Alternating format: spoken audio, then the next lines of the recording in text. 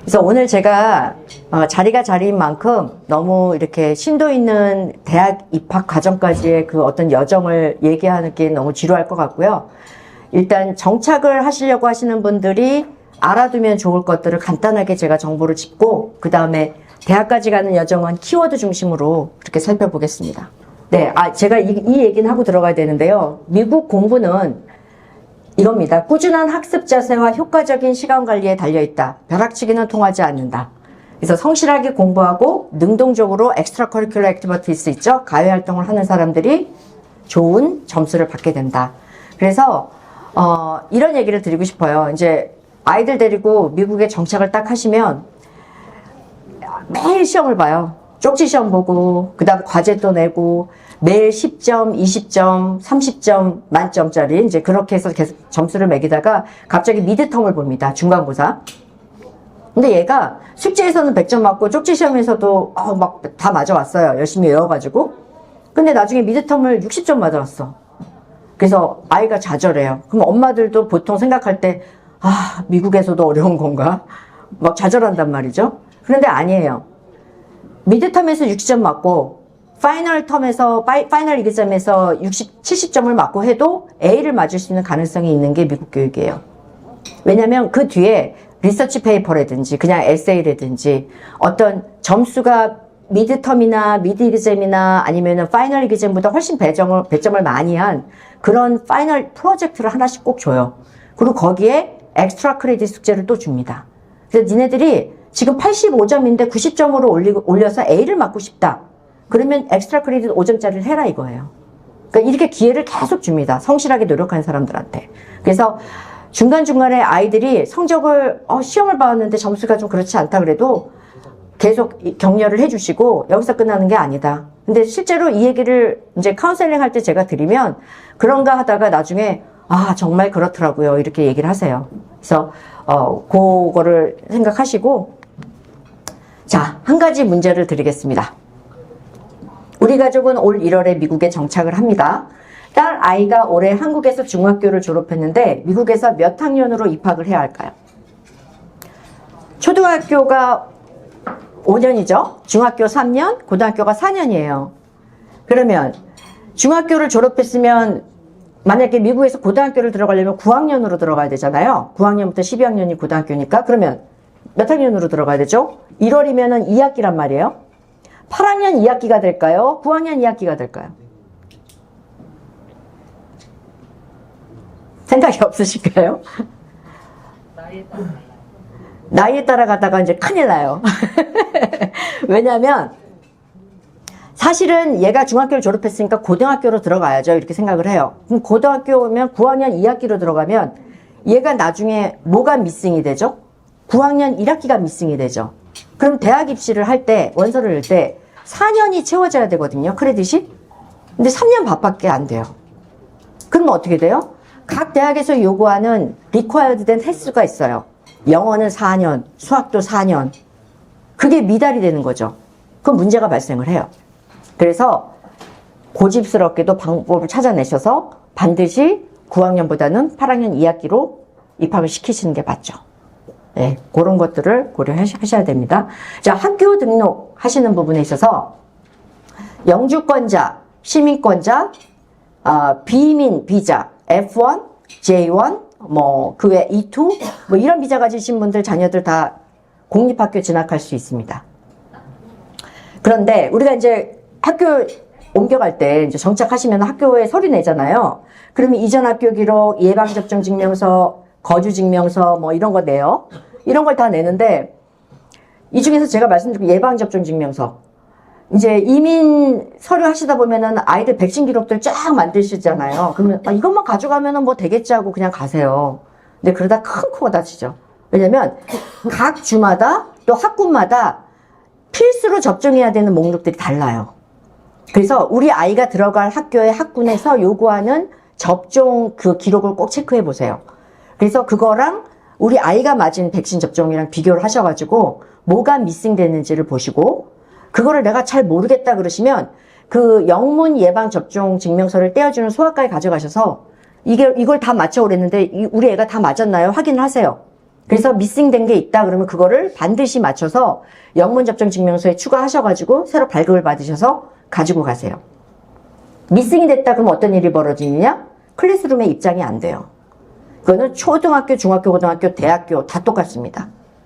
백신을 맞아야 된다라는 것들을 안 맞고 들어오면 학교 수업에 입장할 수 없게 돼 있어요. 반드시 알아두시고요. ESL 수업. 자, 우리 애가 여기서 그냥 뭐 많이 국제학교도 다니고 이래서 영어가 obstacle이 아니에요. 그럼 괜찮아요. 뭐 그 큰 문제가 아닌데 얘가 조금 국내에서 한국 학교만 다니다 가가지고 좀 걱정이 돼요. 그러면 ESL 프로그램이 잘 돼 있는 학교를 가는 게 좋겠죠? 학교가 규모가 클수록 ESL 그 프로그램이 되게 잘 돼 있어요. 그러니까 어떤 식으로 차이가 나냐면 잉글리시 클래스, 매스 클래스가 있으면 잉글리시 ESL 클래스, ESL 매스 클래스 이렇게 해갖고 딱 분리를 해서 거기에다 그냥 ESL 필요한 애들을 따로 정규 수업을 듣게 해요. 그런데 모든 학교가 그런 게 아니에요. 좀 규모가 작은 학교들은 그렇게 반을 따로 만들 수가 없어요. 그럼 어떻게 하겠어요? 정규 수업을 일단 들어라. 그리고 니네들은 방과 후에 남아서 ESL 수업을 들어라. 그럼 거기서 선생님 한 분이 정규 수업에 들었던 내용을 되짚어 보면서 이거를 이해했는지, 또 과제 니네 이해했니? 과제하는 거 도와주고 이런 식으로 도와주게 돼요. 그래서 이걸 반드시 체크하셔서 우리 아이한테 필요한 ESL 프로그램이 제대로 돼 있는지를 꼭 확인하셔야 돼요. 근데 ESL 프로그램을 들으면 좋은 거는 영어가 부족한 아이들이 ESL로 해서 수업을 들으면 학점이 좀 더 후하게 치러지죠. 내가 영어가 안 되는데 일반 정규 수업에 들어가서 같이 영어 잘하는 애들하고 경쟁을 해버리면 숙제도 이해를 못할 때가 많고, 그러면 그냥 애들 내가 충분히 90점을 맞을 수 있는 것도 70점밖에 못 맞는 경우가 있거든요. 그래서 ESL 프로그램 도움 받는 거, 그런 어떤 기회가 주어지면 반드시 그걸 이용하실 수 있도록 하셔야 됩니다. 이중국적 유지 방법. 지금은 해당이 없죠, 영주권자들은. 근데 영주권 5년이 되면 시민권 신청하실 수가 있어요. 그래서 시민권을 만약 획득하신 이후의 문제입니다. 그래서 여성인 경우 만 22세 전에 외국 국적 불행사 서약이라는 걸 해요. 이거는 미국에서 거주하시는 그 영사관, 관할 영사관이나 아니면 한국에서는 저기 출입국관리소, 이제 그쪽에다가 이 신청서를 내면 그냥 접수가 돼서 신청이 되거든요. 이게 뭐냐? 한국에서 미국 시민권자로서의 권리를 행사하지 말란 얘기예요. 그럼 한국에서 한국 시민으로 살고 미국에서 미국 시민으로 살아라. 저희 딸아이도 지금 이거를 22세 전에 했거든요. 걔는 한국에 오면 그냥 한국 여권으로 딱 들어와서, 그럼 딱 들어오는 순간 띠디디 해갖고 의료보험 이게 딱 온이 돼요. 그래서 의료보험 다 받고 자기 금융 활동 다 하고 이게 다 돼요. 또 한국, 미국 나가면 미국 시민권자로서 또 활동을 하고. 그래서 요런 것들이 되는데 이제 남자아이들이 문제예요. 자, 우리나라는 분단 국가다 보니까 병역의 의무가 있어서 시민권을 받고 난 다음에 18세 이전에 한국 국적을 반드시 이탈을 해야 돼요. 이중 국적이 허용된 나라가 아니잖아요, 우리나라는. 그런데 우리 아들이 미국에서 한국에서 지켜야 될 많은 것들이 있어. 그래서 한국 시민으로서의 그 권리를 포기하면 안 돼. 그 방법은 하나예요. 그냥 젊었을 때 고등학교 졸업하자마자 그냥 빨리 병역의 의무를 한국에 와서 하고, 그리고 나서 22세 되기 전에 똑같이 여자애들이랑 마찬가지로 외국적 불행사 서약을 하면 이중국적이 유지가 되는 거예요. 네. 좀 억울하지만 지금 현재 상황은 그렇습니다. 통일이 되지 않는 한. 자, 학비 및 주립대학 규정입니다. 학비는 영주권 시민권자들, 또 합법적인 비자를 가지신 분들은 모두 무상으로 초중고를 다닐 수가 있는데, 자, 주립대학을 진학하는 경우 영주권자 시민권자랑 무조건 다 인스테이트 적용을 받는 게 아니죠.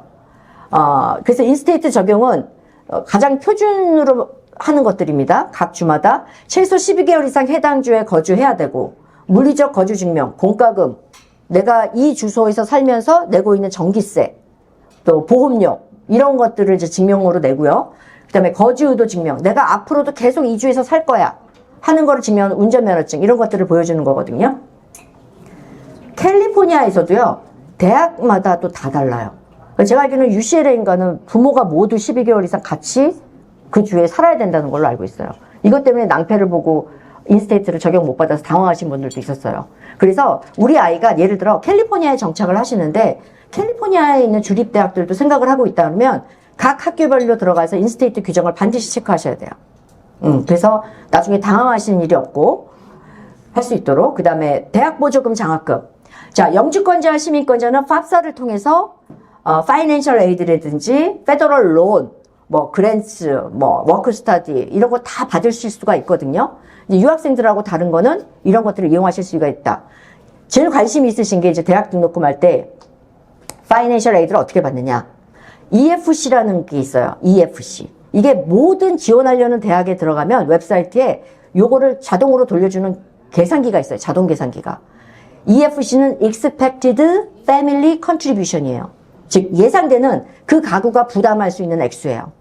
그래서 예를 들어 하버드에 튜이션하고 뭐 생활 거주비, 책값, 밀플랜 다 해가지고 예를 들어서 뭐 9만 불이다. 그러면 그 9만 불에서 내가 부담할 수 있는 EFC를 빼면 나머지 액수가 우리가 보조가 필요한 액수죠. 그게 needs예요. 우리가 needs라고 그래요.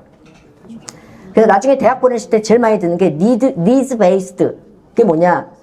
이 입시 지원자가 필요로 하는 그 보조금 액수 있죠? 그거를 고려한다, 하지 않는다의 차이예요, 학교가. 그럼 그건 무슨 차이냐? 고려하지 않는다는 네가 얼마를 요구하든 나는 네 실력만 보겠다라는 거예요. 심사할 때. 이해하셨어요? 그리고 니즈 베이스는 얘가 얼마를 학교에다가 보조를 원하는지를 고려하겠다라는 거예요. 실력만큼. 그러면 니즈를 내가 보조금이 필요하다고 얘기하는 게 유리하겠어요? 안 유리하겠어요? 얘기 안 하는 게 유리하겠죠. 지원하실 때 그런 전략들이 필요하신 거예요. 학교마다. 그래서 하여튼 간단하게만 그렇게 말씀을 드릴게요. 자, 요 얘기는 제가 꼭 드리고 싶어요. 자녀들의 CV를 일찍부터 작성하라. 커리큘럼 비테를 EB1이나 NIW 같은 거 신청하신 분들은 이제 뭐 처음 접해보신 분도 있을 거고 많이들 쓰셨을 텐데 저는 우리 아이 5살 때부터 썼어요. 그 왜 썼냐면은 제 거를 막 이제 작성하고 하다 보니까 이거를 미리 작성하면 참 좋겠다라는 생각이 드는 거예요. 그래서 아이가 피아노를 배우기 시작했는데 피아노 배우면 왜 우리 콩쿠르 같은 거 하잖아요. 이게 그 무슨 리사이틀 같은 거 하잖아요. 그런 거부터 적었어요. 어디에서 어느 리사이틀 홀에서 무슨 연주를 했고 별거 아닐 수 있는데 그런 거. 그 다음에 얘가 승마를 배웠으면 승마를 어디에서 얼마 동안 배웠고 이런 것들을 다 썼어요. 그렇게 하다 보니까 얘가 대학 갈 때 미국은 레주메를 냅니다. 우리나라는 직장 취업할 때만 내죠. 미국은 이력서를 내게 해요. 이게 지금 대학 지원하는 고3 학생의 이력서예요. 영어로 돼 있어서 잘 안 보이실 거예요. 글씨가 작아가지고. 근데 대충 보면 에듀케이션 쪽에 보면 하이스쿨 디플로마 expected June 2025 이게 뭐예요? 25년도에 졸업할 학생이에요. 이렇게 표시를 하고 얘네들이 딴 게 없잖아요. 학력이. 그러니까 그 밑에다 뭘 쓰냐면요. 어느 학교고 GPA가 4.0 만점에 3.8. 그 다음에 relevant coursework. 내가 좀 자랑스럽게 얘기하고 싶은 들은 AP 과목들, 어려운 과목들 쭉 나열합니다. experience에 가갖고는 얘가 뭐 페이드 잡이 있겠어요? 없죠. 그럼 뭐예요? 사이언스 클럽 프레지던트였다. 그 다음에 발런티어 매스 튜터였다. 이런 것들을 적는 거예요. 그 다음에 프로젝트. 그동안 뭐 얘가 했던 프로젝트가 있으면 써주고 자원봉사 같은 거 써주고. 그래서 나중에 이 레주메를 작성하는데 얘가 너무 저희 딸 같은 경우는 너무 편해하는 거죠. 엄마가 미리 이만큼 작성했는데 거기서 제가 고르기만 하면 돼요. 딱딱 추려가지고 딱딱 쓰고 그러면 어떤 여유가 생기느냐. 이 이력서도 자기 얼굴이에요. 여러분들 아시잖아요. 이력서는 자기 얼굴이에요. 남이 날 아직 모르잖아요. 처음 뽑을 때. 그 이력서를 보고 이 사람이 얼마나 오거나이즈 됐는지, 디테일 오리엔티드 됐는지 이런 걸 판단하거든요. 근데 얘는 이 여유가 더 생긴 거죠. 원래 기록은 영어로 다 되어 있는데 그거를 자기가 효율적으로 다 이제 어떻게 오거나이즈 할 것인 것만 생각하면 되잖아요. 그래서 지금 아이들이 중학생인 경우 늦지 않았어요. 근데 이제 이거를 영어로 작성을 할 때 우리가 한국에서 있었던 커리어 아이들의 그 스펙들을 영어로 바꿔줘야 될 때 그 용어들 잘 고려해서 바꿔주세요. 그러니까 이게 그냥 AI 돌려갖고 하면 안 되는 게 가끔 가다가 우리가 생각하는 그 어워드의 의미가 그게 아닐 때가 있잖아요. 그래서 그것들을 미리미리 해두시면 나중에 정말 아이가 고마워할 거예요. 그래서 저는 대학 들어가자마자 그냥 줬어요. 이제부터 네가 관리해라. 그랬더니 자기가 쭉 관리하면서 인턴 어플라이 할 때도 넣고 잡 어플라이 할 때도 넣고 네, 그렇게 해주시면 좋을 것 같아요. 자, 이제 미국 교육과정 대입 입시 101입니다. 101이 뭔지 아세요? 아이들이 대학 가면은 제일 먼저 듣는 그 가장 초기 수업을 우리가 101 수업이라고 하거든요. 그래서 제가 한번 101이라고 붙여봤고요. 미국 교육 시스템은 K-12라고 그래요. K는 kindergarten. 그 다음에 12는 초등학교 5년, 중학교 3년, 고등학교 4년. 그래서 우리가 보통 아마 밥 먹듯이 들으실 거예요. 미국 가시면 K-12, K-12. 그래서 이렇게 얘기를 하고요. 학기는 제일 많이 하는 게 시메스터제입니다. 2학기. 봄학기, 가을학기. 근데 미국은 우리랑 거꾸로죠? 가을학기에 입학해서 졸업은 봄학기에 하죠. 예, 그렇게 보시면 되고, 그 다음 많이 쓰는 게 쿼러제고요. 그 다음에 트라이메스터. 3학기제를 쓰는데, 보시는 것처럼 여름이 빠져있죠? 왜요? 봄에 5월 달에 졸업하고, 여름은 쭉 쉬다가 8월 말이나 9월 초에 이제 새 학년을 시작하죠. 한국하고 반대. 한국은 3월에 입학을 하니까 겨울방학이 길고요. 그래서 그거를 다르다고 생각하시면 되고요. 미국 대학 입시 요건별 반영률. 자, 제일 중요한 거 많이 들어보셨을 거예요. GPA. 근데 GPA랑 떨어질 수 없는 거 뭐예요? 수강 과목 난이도. 얼마나 리거러스한 수업이냐. 그래서 레귤러, 아너, AP 이렇게 돼요. 레귤러는 뭐겠어요? 그냥 일반 수업. 쉬운 거. 그 다음에 거기서 한 단계 높은 게 어너스. 그 다음에 어너스에서 한 단계 더 높은 게 AP입니다. AP는 대학 레벨이에요. 그래서 나중에 AP를 몇 과목 들었냐에 따라서 학교가 바뀌죠. 그래서 보통 좀 괜찮은 학교, 뭐 4년제 상위권 대학 티어 1 정도 가려고 그러면은 정말 미니멈 5과목 이상은 들어야 돼요. AP를. 미니멈. 그러니까 보통 한 7, 8과목? 아이빌리그는 몇 과목 듣겠어요? 맞춰보세요. 아이비리그를 가려면 AP 과목 몇 과목 들어야 될까요? 12과목은 역사의 과목 들어요. 엄청나죠? 그래서 이제 그렇게 힘든 거예요. 미국도 힘들어요. 입시가. 그렇게 하려면. 근데 얘네들 미국은 어떻게 해요? AP만 들어요? 가서 공도 차야죠. 스포츠도 해야죠. 가서 연주도 해야죠. 또 어디 매트 컴피티션 있으면 나가야죠. 로봇 무슨 컴피티션 있으면 나가야죠. 엄청 바쁩니다. 아이들이. 그래서 아까 제가 말씀드린 시간 관리. 그래서 부모 중에 한 분이 매니저가 돼주시면 참 아이들이 그나마 좀 편하게 다니는데 이제 그렇지 않을 경우는 아이들도 아주 진짜 투쟁을 해야 되는 상황인 거죠. 그 다음에 이제 표준 점수 SAT, ACT가 한국의 수능이죠. 그 다음에 AP, TOEFL, IELTS 이런 점수들이 그 다음 중요하고요. 그 다음에 에세이, 추천서, 교내 활동, 석차 이런 순으로 중요한데 학교 프로파일이라는 게 있어요. 학교 프로파일은 모든 학교가 대학 입학 원서를 낼 때 내게 돼 있어요. 이건 뭐냐? 우리 학교가 어느 이 정도 수준의 학교를 보여주는 거예요. 여기에 들어가면 뭐가 보이냐면 SAT, ACT 평균 점수 재학생들의 그 다음에 뭐 대학을 올해 몇 명을 어디를 보냈다 뭐 이런 기록들이 있고요. 그 다음에 우리는 AP 수업이 뭐 20개 있다 30개 있다. 조금 못한 학교들 시골 학교들은 없는 경우도 있고 아니면 5과목 있고 6과목 있는 경우 있어요.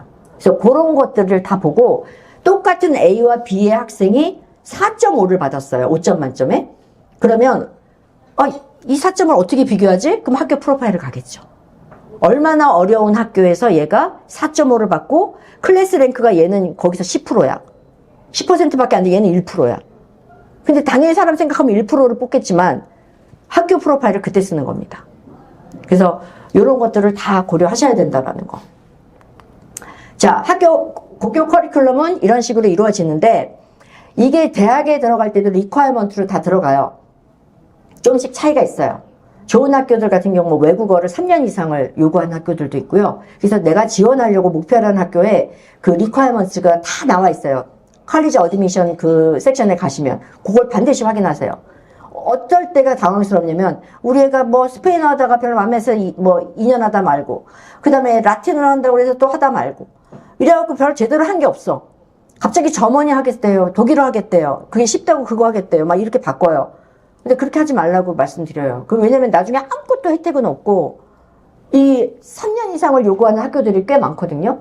그럼 그거 충족 못 시키면은 지원할 때 이제 그게 문제가 되는 거야. GPA 계산. 어려워 보이지만 하나도 어렵지 않습니다. 레귤러는 그냥 가중치 없고요. 어널스는 0.5, 그 다음에 AP는 2를 가중을 해요. 그 얘기는 뭐냐? 여러분들 그거 들어보셨을 거예요. 이 GPA 몇 점이에요? 그러면 4.8이에요. 4.5예요. 그러면 이게 뭔 소리야? 4.0 만점 아니야? 이렇게 얘기하신단 말이에요. 이게 뭐냐면 AP를 들어서 합쳐진 거예요. 그래서 AP에서 다 올해를 맞았어, 우리 애가. 그래서 모든 전 수업을 다 A 맞았으면 5점인 거예요. GPA가. 근데 만약 4.8이다? 그럼 B가 한두 개 있는 학생인 거죠. 엄청 잘한 거죠. 4.5? 한 서너 개 되겠네. 대충 계산이 나와요. 그래서 보통 아이빌리그 쪽 정도 되면은 아이들이 한 4.75, 4.8 막 이래요. 어쩌다 한두 과목만 B가 있는 거예요. 언웨이티드 GPA는 같이 써내긴 해요. 우리가 원서 쓸 때. 근데 좋은 학교일수록 웨이티드 GPA를 보는 거고, 이거는 제가 나중에 얘 또 재밌는 합격생 프로파일을 보여드릴 거기 때문에 그때 보시고. 자, 입학 전형의 변화. 팬데믹 이전에는 SAT나 ACT가 필수였어요. 근데 팬데믹 딱 벌어지고 나니까 어때요? 시험 볼 수가 없잖아요. 그래서 테스트 옵셔널이라는 정책을 써요. 이거 많이 들어보셨을 거예요. 그래서 이건 뭐냐? 네가 SAT 점수 내면 뭐 고려해주고 안 내도 오케이. 이거예요. 내면 봐주고 안 내주면 오케이. 근데 여기 합격생 그 데이터를 살펴보니까 합격생 중에 한 58%, 56% 정도가 SAT 점수를 낸 애들이었어요. 약간 유리한 거죠. 근데 이게 아이비리그 쪽으로 갈수록 내는 게 유리한 경우가 많습니다. 이게 상대평가가 되는 점수이기 때문에 그렇고, 자, 캘리포니아 같은 경우는 테스트 블라인드라는 정책을 썼어요. 블라인드가 뭐야? 안 보는 거잖아요. 내지 마라 이거예요. 안 보겠다. 근데 이런 정책들을 왜 쓸까요? 테스트 옵셔널, 테스트 블라인드. 왜겠어요? 교육학자들이 연구를 한 거예요. 얘네 각 대학마다 입학생들의 SAT 점수랑 나중에 다니고 난 다음에 대학 GPA를 비교해 본 거예요. 그랬더니 별 상관이 없어요. 상관관계에 있어서. 그럼 뭐지? 하고 딱 봤더니 내신 성적하고는 아주 상관관계가 높아요. 고등학교 때 성실하게 공부를 해서 성적 관리를 해서 성적이 좋았던 애들이 대학에서도 잘하더라라는 거예요. 그래서 미국 이 입시가 내신 성적을 중요시하는 방향으로 가고 있다는 거예요. 자, 표준화 시험. 여기서 뭐 아까 그 SAT나 ACT 같은 경우는 두 가지가 다릅니다. 그래서 아이들이 SAT 점수 너무 안 나와요 막 이래요. 그런데 아이가 ACT 시험을 보니까 잘 나와. 어떤 차이냐? SAT는 문제가 더 적어요. 그러니까 같은 시간에 더 적은 문제를 푸는데 난이도가 좀 깊다? 그러니까 굉장히 지식이 깊고 좀 많이 알수록 좀 잘 푸는 거고, ACT는 같은 시간에 엄청 많은 문제를 빨리빨리 풀어야 돼요. 그러니까 많이 알고 있는 거. 그게 중요하겠죠. 그런 거를 고려하시면 돼요. 그래서 두 가지를 한번 보고 비교해 보시면 되고, SAT 점수 만점이 1600, ACT 점수는 만점이 36이에요. 그러면 보통 아이빌리그는 저 위에 두 단계, 이쪽에서 많이 결정이 되고요. 티어 1 정도 되는 거, 우리가 말하면 이제 좋은 대학이라고 하는 대학들은 그 한 33 정도까지, 그쪽까지 이렇게 좀 가능하다고 봐요. 근데 이게 다는 아니기 때문에 우리 아이가 저 점수를 못 맞아서 못 가겠구나 이렇게 생각하실 필요 없어요. 미국 대학은 정말 다면 평가이기 때문에 여러 가지를 다 같이 준비해서 그거를 잘 부각시키는 전략을 쓰면 생각외로 좋은 학교에 더 입학할 수 있다는 거. 자, 그 다음에 토플, IELTS, 두올링고, 이게 이제 가장 많이 받아들이는 것도, 이것도 다 가장 많이 나오는 게 토플 점수가 안 나와요 이래요. 그러면은 뭐예요? 두올링고 같은 게 약간 좀 더 회화 중심이고 좀 더 가벼워요. 그럼 이건 나와요? 그러면은 4년제 대학 미니멈 스코어가 토플 같은 경우 79, 80이에요. IELTS는 6.5예요. 근데 이거 다 안 나왔어. 어떻게? 두올링고 봤더니 110이 겨우 나왔어요. 그럼 미니멈 점수는 채운 거죠. 그러면 일단 됐어요. 그런데 우리 아이가 영주권자고 미국에서 고등학교를 3년 이상 다녔어요. 원래 미국에서 고등교과 과정을 3년 이상 다니면 토플을 낼 필요가 없거든요. 이거는 영주권 시민권하고 상관없어요. 시민권자여도 외국에 나가서 막 활동하고 영어를 쓰지 않는 학교를 오랫동안 다녔잖아요. 그리고 미국에서 3년이 안 되면 토플을 내야 돼요. 그러니까 얘네는 네이티브 스피커냐 아니냐에 따라서 이 영어 점수를 요구하는 거거든요. 그래서 내가 영주권자로서 3년 이상을 여기서 살았는데 이제 애가 저 토플을 내라고 하네 이 학교에서 영주권자인데 이렇게 하는 경우가 있어요. 왜? 우리 아이의 영어 내신 성적이 그 사람들한테 신뢰를 못 준 거야. 얘가 충분히 영어를 유창하게 뭘 하는구나라는 어떤 심증을 못 얻은 거죠. 그럴 때 토플 점수를 내라는 요구를 당할 수도 있다라는 거 알아두십시오. 자, 교회 활동, 스포츠, 학술, 예술, 봉사 이 네 가지가 중요한데요. 스포츠 활동은 뭐 아이들이 스포츠를 너무 싫어하는 애들도 있어요. 그런 경우 어떤 식으로 할 수 있냐면 꼼꼼하다 그러면 스포츠 매니저로 또 활동할 수 있어요. 팀 매니저로. 그런 경우가 있고 학술 클럽은 많이 들어보셨을 거예요. 디베이트, 토론 대회, 그 다음에 mock trial, 그러니까 모의 재판, 모의 유엔, 막 이런 것들을 좋아하는 학생들, 로봇, 그죠? 매스 컴피티션 나가면 매스 팀이 따로 있고 이런 다양한 활동들이 있어요. 그래서 이런 것들에서 맞는 거를 하시면 되고 예술 활동은 오케스트라나 밴드 이거는 보통 이제 한번 들어가면 얘 공부하는데 지장된다. 3학 때 그만두면 안 될까요? 이런 경우 있어요. 그러면 시작도 하지 말아라. 그냥 꾸준히 4년 동안 가서 하는 게 좋다. 봉사활동. 미국은 봉사활동 굉장히 중요시 하잖아요. 그래서 모든 고등학교가 대부분이 요구하는 시간이 있어요. 그래서 9학년에는 10시간 필수, 10학년에는 15시간. 그래서 이거를 생각을 안 하고 계시다가 갑자기 막 파이널 리비전 볼 때 카운셀러한테 연락이 오죠. 카운셀러가 불러요, 학생을. 야, 너 그 봉사활동 그거 입력해야 되는데 왜 시간이 하나도 없어? 그래서 어떡해요? 그럼 이제 그때 막 알아보고서 막 해요. 만약에 우리 아이가 따로 다 밖에 나가서 봉사할 데가 없으면 학교에서 단체로 하는 봉사활동들이 있거든요. 그거 다 참여하게 하세요. 그럼 시간이 다 돼요. 근데 그걸 안 한단 말이에요. 그때 귀찮으니까. 근데 만약에 우리 애가 메디컬 스쿨을 보내고 싶다. 나는 스펙을 좀 만들어주고 싶다. 그러면 9학년 때부터 봉사활동 기회를 만들어주세요. 병원에서 하는 어떤 그런 봉사활동들을 꾸준히 할 수 있게. 그래서 그게 나중에 얘 에세이나 원서를 낼 때 이렇게 영향을 주게 되는 거예요. 그래서 봉사활동도 굉장히 중요하다는 거. 이렇게 쭉쭉 가다가 전형 방식에 대해서 얘기 드릴게요.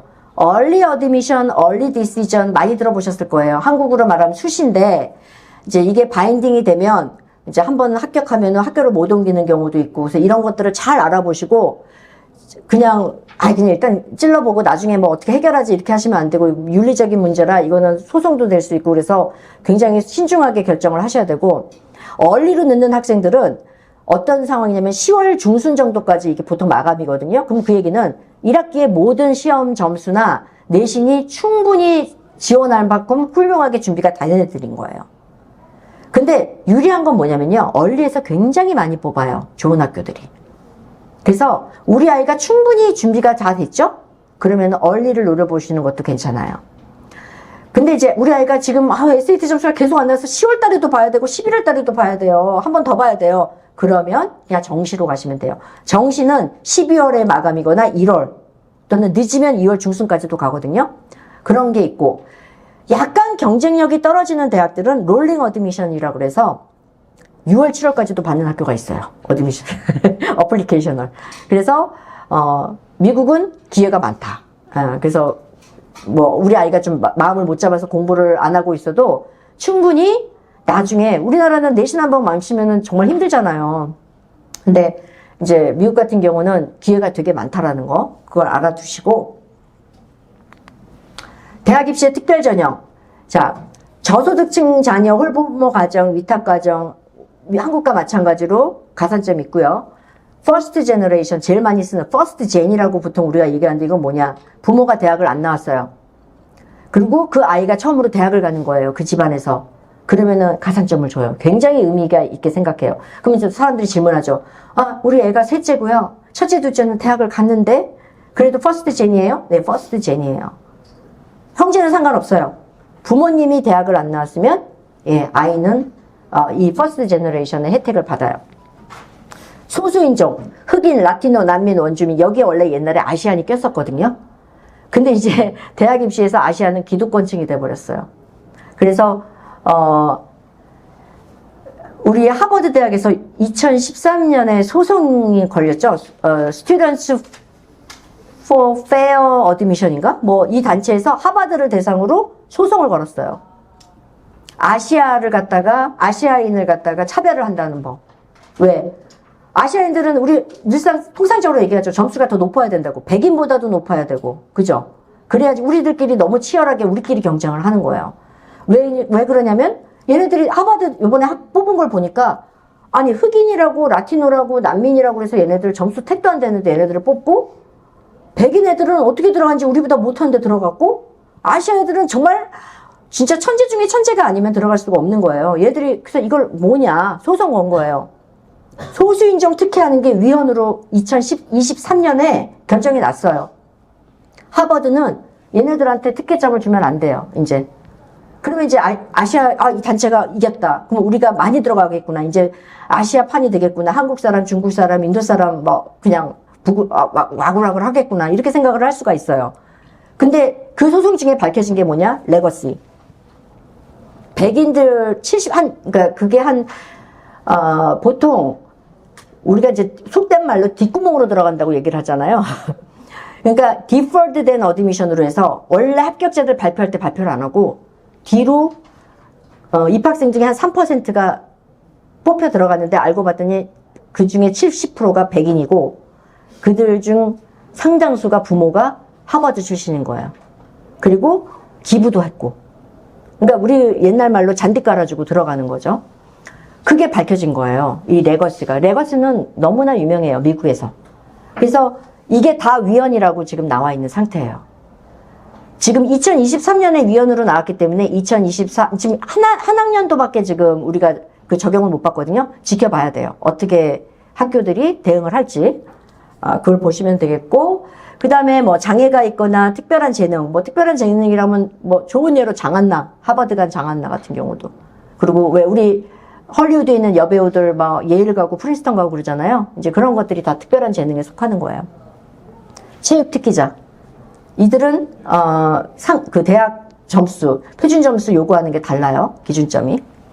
그렇게 보시면 되고요. 마지막으로 합격자 프로파일을 하나 보여드릴게요. 백인 여학생 경우, 자, 레거시가 제가 체크를 해놨죠. 자, 이 학생의 학급 소차는 1%예요. 상당히 좋아요. 근데 AP 클래스 몇 과목 들었어요? 한 과목 들었어요. 말도 안 되는 거죠. SAT 점수 1570점. 거의 만점 받았어요. 그래도 이 점수가 높고, 그래서 웨이티드 GPA나 AP 클래스는 적게 들었지만, 이 학생은 부모가 둘 다 하버드 출신이에요. 보실 수 있겠죠? 백인 여학생이에요. 흑인 여학생 예를 한번 볼게요. 퍼스트 젠에 표시됐죠? 부모가 둘 다 대학을 안 나왔어요. 근데 이 학생의 SAT 점수 보세요. 1290, ACT가 31이에요. 택도 없죠? 왜? 마이너리티니까요. 그리고 퍼스트 젠이니까. 이런 것들이 미국 입시에서는 다 고려되고 되진다는 얘기예요. 그러면 가장 정상적으로 백인 남학생을 볼게요. UCLA 간 학생이에요. 일렉트로닉스 엔지니어링인데 이 학생은 웨이티드 GPA가 4.21이고 클래스 랭크가 10%. 다른 애들보다 높아요. 그러니까 이게 성적이 안 좋은, 석차가 좀 낮은 거죠. 그리고 AP 클래스는 7과목 들었고 SAT는 1430. 꽤 괜찮아요. 그냥 전반적으로 다 괜찮아요. 그리고 활동 보세요. 굉장히 많이 했죠. 스포츠도 많이 하고. 저게 표준인 거예요. 정상적으로. 왜 10%인데 뽑혔느냐? 그 학교 뭐겠어요? 학교 프로파일이 좋았겠죠? 좋은 학교에서 10% 했겠죠. 네. 그렇게 보시면 되고, 뭐 아시안 남학생 같은 경우도 이제 퍼스트 젠이라서 이렇게 뭐 성적이 좀 안 좋잖아요. 그죠? 1300이고 25인데도 됐다. UCLA, USC, UC 버클리, 캘리포니아 쪽은 정말 이 SAT 점수 안 보고서 이게 자기네들끼리 그냥 내신으로 이런 걸로 막 하다 보니까 정말 치열해요. 워낙 훌륭하지 않으면 되게 힘들어요. 그래서 근데 보통 상담 오실 때 캘리포니아로 갈 건데 UCLA 정도면 괜찮지 않아요. 그냥 어렵지 않지 않아요. 근데 어렵습니다라고 대답을 해요. 왜냐면은 정말 이민자들이 많고 아시아인들, 훌륭한 아시아인들, 성실한 아시아인들이 많기 때문에 이제 그 안에서 우리끼리 경쟁하는 것도 굉장히 치열을 해요. 그래서 제가 한번 그냥 보시라고 프로파일 따왔고요. 그래서 한마음인민법인에서는 저희는 뭐 조기 유학 관련돼서 이런 것들은 안 해요. 어떤 걸 하냐면 고등학교 내신 관리를 하는데 정착을 하시고 난 다음에 제일 놓치기 쉬운 부분이 학교 시스템을 잘 모르시다 보니까 이 아이 학교 계정에 부모가 같이 들어갈 수가 있거든요. 매일 들어가셔도 돼요. 전 매일 들어갔어요. 아이 중학교 때부터. 오늘 쪽지 시험 봤는데 얘 오늘 몇 개 틀렸구나 다 알아요. 만점 받았네? 그리고 오늘 미드텀인데 성적이 안 좋네? 기분 안 좋겠네? 다 보는 거죠. 그래서 들어가서 이걸 보시면서 얘가 지금 어떤 과목에서 지금 고전을 많지 못하고 있구나. 그러면은 대화를 하시면 되잖아요. 그죠? 아니까. 야, 너 그걸 그렇게 하면 어떡해! 내가 공부 안 했지! 이렇게 하시지 말고. 너 뭐 어떤 어려움이 있니? 수업 따라가는데 어려움 없니? 어떤 도움이 필요하니? 나 이 부분에 대해서 조금 도움받았으면 좋겠어요. 그래, 그러면 엄마가 알아볼게. 이런 대화들이 오고 가셔야 된다는 얘기죠. 이거를 제가 밥 먹듯이 해가지고요. 이제 거기 미국에서도 제가 이제 유학원에서 일할 때, 매 들어가서 진짜 수백 명의 학생들의 이걸 들어가서 보다 보니까 무엇을 봐야 되고, 무엇을 체크해야 되고, 이제 이런 것들을 이제 알게 됐고, 또 아이를 키울 때 제가 이제 그 당시는 일을 안 하고 초중학교 때, 중고등학교 때는 제가 진짜 100% 아이한테 몰입을 했거든요. 그러다 보니까 커리큘럼을 다 같이 했어요. 얘 필독서 다 같이 읽고요. 6권 나오면 6권 미리 다 읽고. 예. 근데 저는 재밌더라고요, 그게. 예. 그래서 하여튼 그렇게 해서 하다 보니까 대충, 중고등학교가 커리큘럼이 이렇게 돌아가는 거를 제가 좀 파악하기가 쉬웠어요. 저희 미국 대학 입학 상담 수석 서비스도 하고 있고요. 지원학교 선정부터 지원 서류, 에세이들 학교별로 추가로 에세이를 요구하는 경우가 있고요. 그 다음에, 커먼 앱으로 어플리케이션을 내고 난 다음에 지원이 끝나는 게 아니고, 그 다음에 다시 학교 계정으로 들어가서 그 아이의 학교 계정을 만들어야 돼요. 그러면 거기에서 이 학교들은 빨간색으로 쭉쭉 떠요. 무슨 서류가 부족합니다. 뭘 더 보완하세요. 이런 것들이 나와요. 그러면 12학교를 냈다? 12학교 계정을 들어가서 다 관리를 해줘야 돼요. 그렇게 해서 하는 게 대학 입시입니다. 그래서 한 3월 말에는 이제 합격자 발표가 나오죠. 그 다음에 저희 또 하는 게 이제 I-20를 받아온 후에 저희가 F1 비자 대행을 하는데 아시다시피 요즘 비자 받기가 너무 힘들어요. 그래서 F1 비자 받으시고 난 다음에 그 상황에 따라서 저희가 이제 맞춤 인터뷰 준비, 어떤 것들을 보완을 해서 하셔야 되는지, 그런 것들을 준비해 드리고요. 추가 애프터 서비스는 제가 일하다가 느낀 거예요. 합격증까지 다 받아서 신났어. 이제, 됐어. 이제 나는 끝났다. 안녕 하고 싶은데 계속 연락이 오죠. 뭐를 내래요.